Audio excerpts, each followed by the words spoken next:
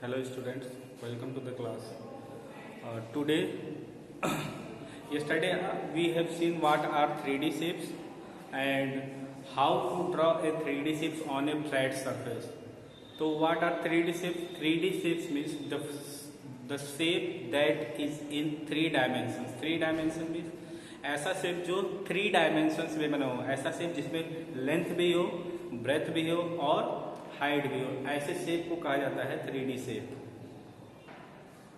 ऐसे शेप को 3D shape कहा जाता है। तो कल हमने कई सारे 3D शेप्स के बारे में देखा था, जैसे क्यूब हो गए, क्यूबॉइड हो गए, सिलेंडर हो गए, कोन हो गए और प्रिज्म हो गए, पिरामिड हो गए। तो प्रिज्म और पिरामिड के बारे में हमने ज़्यादा जानकारी नहीं ली थी, तो आज पहले हम देखेंगे प्रिज्म क्या होते हैं और पिरामिड क्या होते हैं। उसके बाद हम ये देखेंगे कि किसी भी 3D शेप्स को बनाने के लिए पहले हम उसको कैसे बना सकते हैं 3D शेप में, या फिर 3D शेप्स को अगर हम ओपन करें तो वो किस तरह से दिखता है। ये सारी चीज़ें आज हम इस चैप्टर में पढ़ेंगे। तो फर्स्ट हम देखते हैं प्रिज्म क्या होते हैं। तो प्रिज्म में भी एक 3D शेप्स होते हैं। तो प्रिज्म ऐसे 3D शेप्स होते हैं जिनका टॉप व्यू और बॉटम व्यू, मतलब जिसका बेस और टॉप व्यू दोनों सेम ही होता है। और पिरामिड वहीं पे जाएं तो पिरामिड में क्या होता है, जितने भी बेस होते हैं उसको सिर्फ एक ही वर्टेक्स से ज्वाइन किया जाता है। तो ऐसा शेप जो बनता है उसे कहते हैं पिरामिड। तो पिरामिड के बारे में पहले भी सुना होगा, हिस्ट्री में भी सुना होगा पिरामिड क्या होता है। तो पिरामिड जो होते थे उसके अंदर ममीज को रखा जाता था, सेम तरह के ही पिरामिड, उनका जो शेप है उसी को पिरामिड कहा जाता है। लेकिन पिरामिड्स में क्या हो सकते हैं कि उनका जो बेस है डिफरेंट डिफरेंट हो सकते हैं। कुछ पिरामिड ऐसे होते हैं जिनका बेस ट्रायंगुलर होता है, कुछ पिरामिड ऐसे होते हैं जिनका बेस रेक्टेंगुलर होता है, स्क्वायर शेप में भी हो सकता है और पेंटागोनल हेक्सागोनल शेप में भी हो सकता है। तो सबसे पहले देखेंगे पिरामिड होते क्या है। तो पिरामिड में अगर हमको पिरामिड ड्रॉ करना है तो पिरामिड ड्रॉ करने के लिए सबसे पहले हम क्या करेंगे, एक यहाँ पे हम रेक्टेंगल्स ड्रॉ कर लेते हैं या कोई भी एक क्वाड्रिलेटरल ड्रॉ कर लेते हैं। इस क्वाड्रिलेटरल को ड्रॉ करने के बाद इस बेस के अपर साइड में या ऊपर के साइड में एक हम वर्टेक्स फाइंड करेंगे और जितने भी यहाँ पे वर्टाइसेस हैं, क्योंकि रेक्टेंगल है, रेक्टेंगल में 4 वर्टाइसेस होते हैं, तो सारे के सारे वर्टाइसेस को इस एक जो न्यू वर्टेक्स हमने फाइंड किया है उसी से ज्वाइन कर देते हैं। तो इस तरह से जो शेप बनता है उसका नाम होता है पिरामिड। उस शेप का नाम होता है पिरामिड। अब पिरामिड की खास बात ये है कि उसके जो साइड के फेसेस जो होंगे, देखिए ये साइड का फेस एक ये हो गया, ये भी रेक्टेंगल शेप का होगा, ये साइड का फेस ये हो गया, राइट साइड का फेस ये भी एक रेक्टेंगल है, फ्रंट साइड का जो फेस है वो भी रेक्टेंगल है और बैक साइड का जो फेस है वो भी क्या है, रेक्टेंगल है। तो पिरामिड की खास बात ये होती है उसके जो साइड के जो फेसेज होते हैं वो सारे के सारे ट्रायंगुलर शेप के ही होते हैं और उसका जो बेस होता है डिफरेंट डिफरेंट हो सकता है। अब इसका जो बेस दिया है, इस पिरामिड का जो बेस है, इसका बेस है रेक्टेंगुलर। इसी तरह से अगर हम कोई और पिरामिड ड्रॉ करना चाहते हैं, अगर हमने पहले एक ट्रायंगल ड्रॉ किया, इस ट्रायंगल का अगर हमको पिरामिड बनाना है तो हमको इसके ऊपर एक पॉइंट लेंगे और इस पॉइंट से सारे के सारे वर्टाइसेस को क्या करेंगे, ज्वाइन करेंगे। इस तरह से जो शेप बनेगा ये भी क्या है, एक पिरामिड है। पर इसका जो बेस है, इसका बेस क्या है, ट्रायंगुलर बेस है। इस पिरामिड का बेस ट्रायंगुलर है और इस तरह के जो पिरामिड होते हैं इसका जो नेमिंग होता है, इनका नेमिंग इनके बेस के आधार पे किया जाता है। अगर उसका बेस ट्रायंगल है तो उसका नाम हो जाएगा ट्रायंगुलर पिरामिड, अगर उसका बेस रेक्टेंगल है तो उसका नाम हो जाएगा रेक्टेंगुलर पिरामिड, अगर उसका बेस स्क्वायर है तो उसका नाम हो जाएगा स्क्वायर पिरामिड, अगर उसका बेस पेंटागन है तो उस पिरामिड का नेम हो जाएगा पेंटागोनल पिरामिड। अब जैसे ये जो पिरामिड है इसका बेस है रेक्टेंगल, तो इस पिरामिड का नेम हो जाएगा रेक्टेंगुलर पिरामिड। ये जो पिरामिड है, पिरामिड नंबर 2 जिसका बेस क्या है, ट्रायंगल, तो इस पिरामिड का नेम हो जाएगा ट्रायंगुलर पिरामिड। अगर कोई एक पिरामिड और है जिसका बेस अगर पेंटागन है तो उसका नेम हो जाएगा पेंटागोनल पिरामिड। इस तरह से पिरामिड का नेमिंग किया जाता है। अब पिरामिड के बाद आ जाते हैं प्रिज्म के ऊपर। प्रिज्म क्या होता है? तो प्रिज्म क्या होते हैं? प्रिज्म एक ऐसे 3D शेप होता है जिनका जो बेस है और जो उनका टॉप है वो दोनों के दोनों सेम होता है। अगर हमको पिरामिड, अगर हम प्रिज्म के बारे में देखें तो प्रिज्म अगर हमको एक ड्रॉ करना होगा तो अगर हम मान लेते हैं हमने एक बेस ड्रॉ किया ट्रायंगल शेप का, तो एक और बेस हम ड्रॉ करेंगे वो भी क्या होगा? ट्रायंगल शेप का ही होगा। और जितने भी कॉन्ग्रुएंट करस्पॉन्डिंग वर्टाइसेस है उनको ज्वाइन कर देंगे। इस तरह से जो बनेगा शेप, इसका नाम होता है प्रिज्म। अब ये किस तरह का प्रिज्म है? क्योंकि पहले हमने क्या ड्रॉ किया था? ट्रायंगल ड्रॉ किया था। इसका जो बेस है उसका जो टॉप है वो दोनों ट्रायंगल है, इसलिए इसका नेम हो जाएगा ट्रायंगुलर प्रिज्म। Triangular prism. इस तरह से जो 3D शेप बनेगा इसका नेम हो जाएगा ट्रायंगुलर प्रिज्म। और पिरामिड में क्या होता है?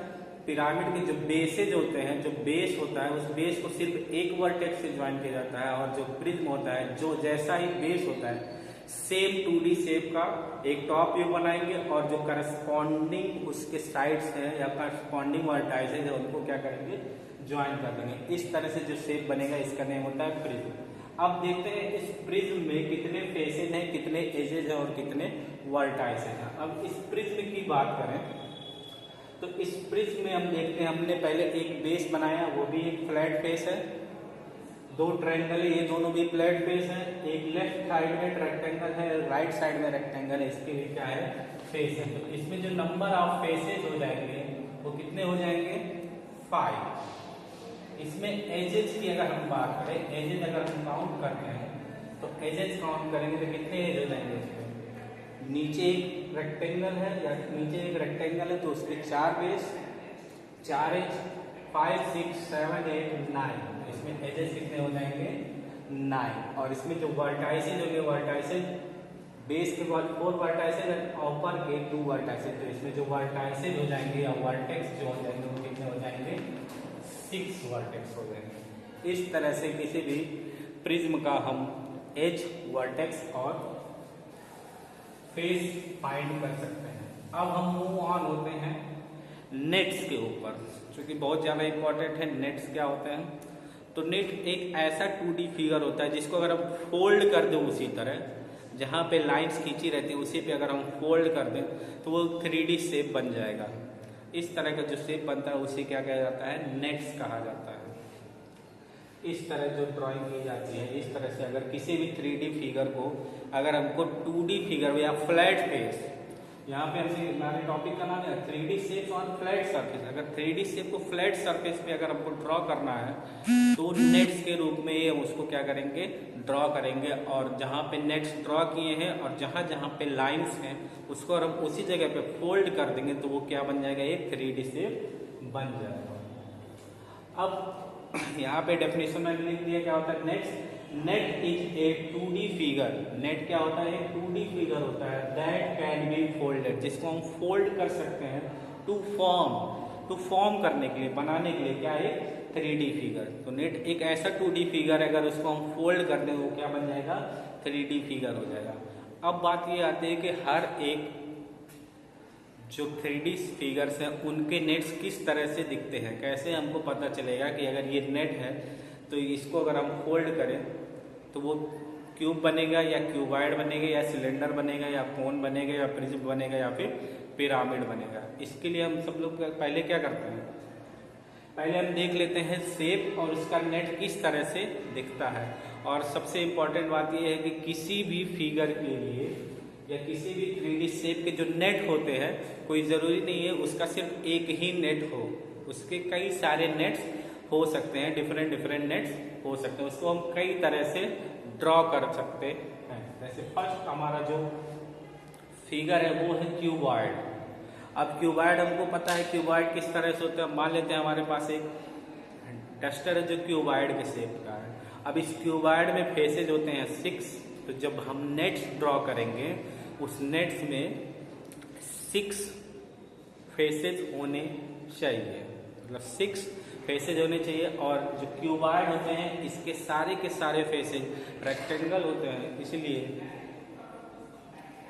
इसलिए रेक्टेंगल्स होते हैं, इसलिए क्यूबॉइड में 6 रेक्टेंगल्स होने चाहिए। उसका जब नेट ड्रॉ करेंगे तो उसमें 6 रेक्टेंगल्स होने चाहिए। अब इसके हम नेट को ड्रॉ करके देखते हैं कि इसका नेट किस तरह से दिखेगा। अब मान लीजिए अगर हमारे पास एक फिगर है क्यूबॉइड का अगर हम नेट ड्रॉ करना चाहते हैं तो सबसे पहले हम एक 6 रेक्टेंगल्स ड्रॉ करेंगे।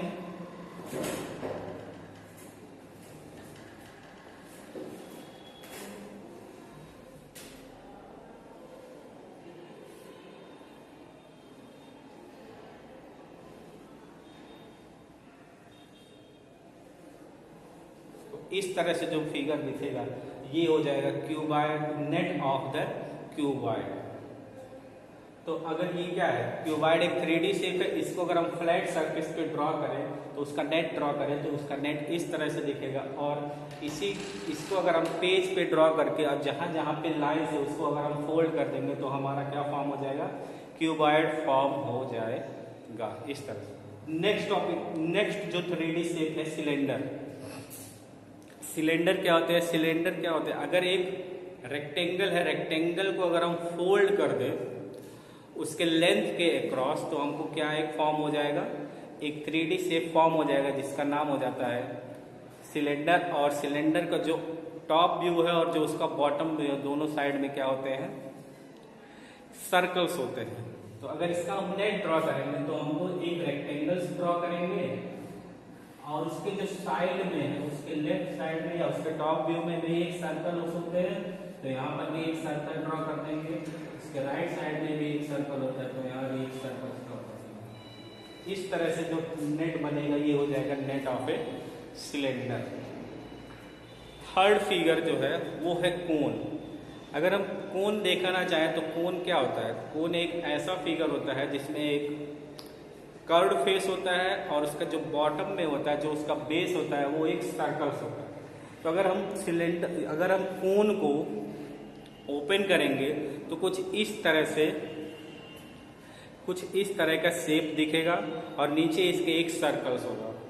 तो इसका अगर हम नेट ड्रॉ करें कोन का तो यहाँ पे हमको एक ट्रायंगल मिलेगा, लेकिन उस ट्रायंगल में सिर्फ 2 ही साइड्स स्ट्रेट लाइन होंगे, लेकिन जो उसका थर्ड साइड होगा वो कर्व की तरह होगा। उसका जो थर्ड साइड होगा वो एक कर्व होगा और उसके नीचे हम क्या बनाएंगे, एक सर्कल बनाएंगे। इस तरह से जो हम क्या ड्रॉ कर सकते हैं, net of a cylinder net of A cone draw कर सकते हैं। नेट ऑफ ए सिलेंडर यहाँ पे दिया हुआ है और नेट ऑफ ए क्यूबॉइड यहाँ पे दिया हुआ है। इसी तरह से अगर हमको दूसरा क्यूब के अगर नेट्स ड्रॉ करने हो तो हमको पता है क्यूब के जितने भी फेसेज होते हैं, ये एक क्यूब है, इसके जितने भी फेसेज हैं हर तरफ से देखेंगे तो ये क्या दिखेगा, एक स्क्वायर ही दिखेगा। इसका जो फिगर है, इसका जो फेस है हर एक तरफ से क्या दिखेगा, स्क्वायर। जब इसका हम नेट ड्रॉ करेंगे तो उसके जितने भी फेसेस बनाएंगे सारे के सारे स्क्वायर शेप में होने चाहिए और सबका जो लेंथ है और ब्रेथ है वो क्या होना चाहिए, सेम होना चाहिए। इस तरह से हम net of a cylinder draw कर सकते हैं, net of A cone draw कर सकते हैं, net of A cube draw कर सकते हैं और net of A cuboid draw कर सकते हैं। अब देखते हैं एक्सरसाइज 14A में एक क्वेश्चन दिया है। तो क्वेश्चन नंबर 5 दिया है, how is prism different from pyramid. Prism और पिरामिड में डिफरेंस क्या है।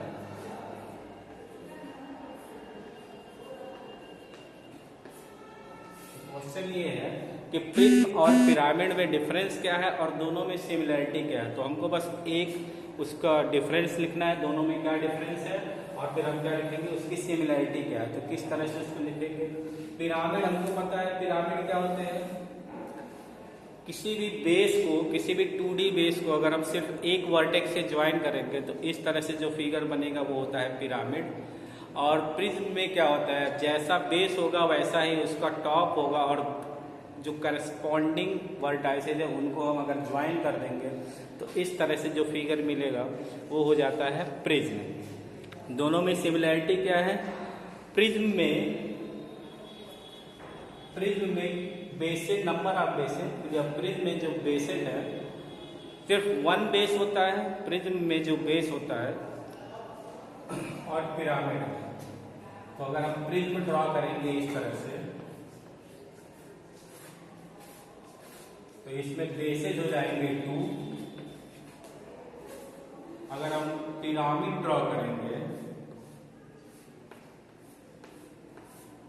इसमें बेस हो जाएगा 1। यही इस दोनों में सबसे बड़ा डिफरेंस है। जो प्रिज्म होता है उसमें 2 बेस होते हैं और जो पिरामिड होता है उसमें सिर्फ 1 बेस होता है। यही इन दोनों में क्या है, डिफरेंस है। और दोनों में सिमिलैरिटी क्या है, दोनों की सिमिलैरिटी ये है कि दोनों के दोनों क्या है, एक 3D फिगर है। दोनों के दोनों क्या है, 3D फिगर है। ये है एक्सरसाइज 14A का क्वेश्चन। अब जो रिमेनिंग क्वेश्चन है उसको आप लोग खुद से सॉल्व करेंगे अपनी कॉपी में। इसके बाद हम कल देखेंगे कि how top view and bottom view of a 3D figure we have